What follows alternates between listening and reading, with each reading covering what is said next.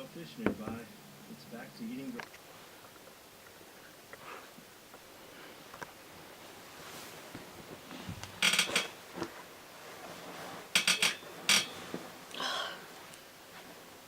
Hello, it's the 27th of December.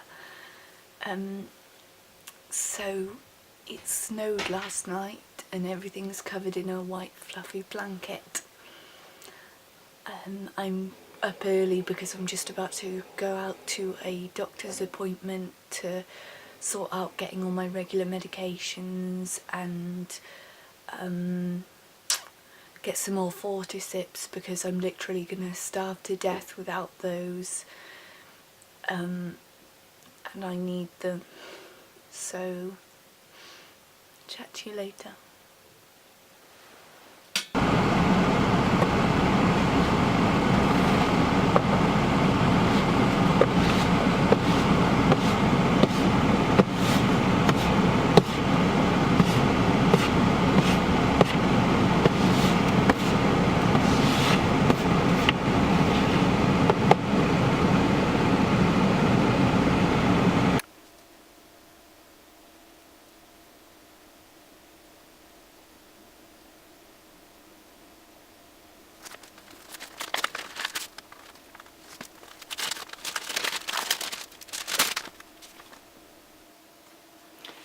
This is a letter saying that because I'm too disabled to work, I won't have to repay my student loan.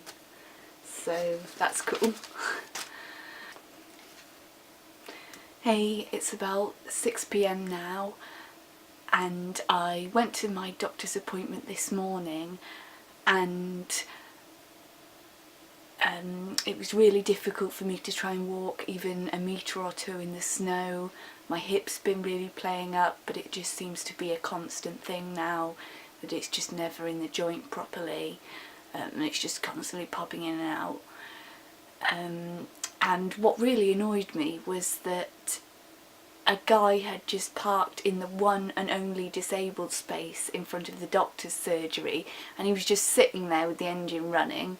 So I went up to him and informed him that that was a disabled space and that he could only use it if he, you know, had a disability and a blue badge, which he said that he didn't. And I asked him to move and he refused.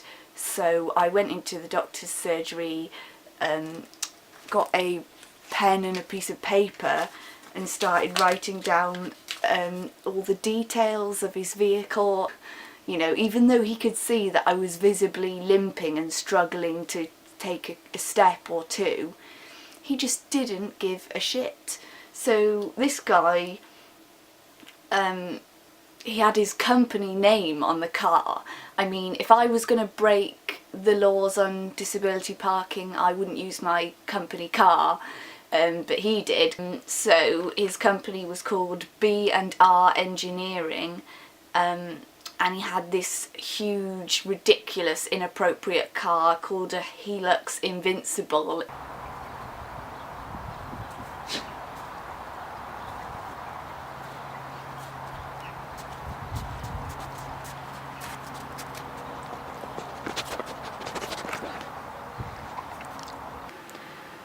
Hello.